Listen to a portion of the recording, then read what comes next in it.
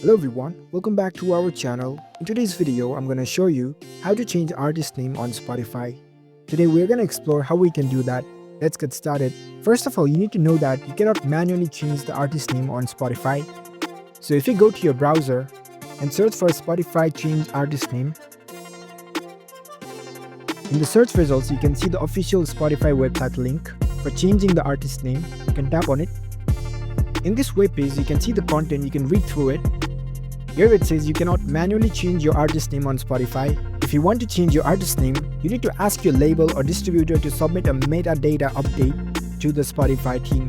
So this is the thing, you need to coordinate with your distributor.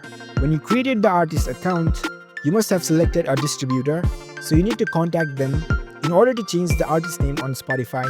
That's the only way you can change the artist name on your Spotify profile. So that's it.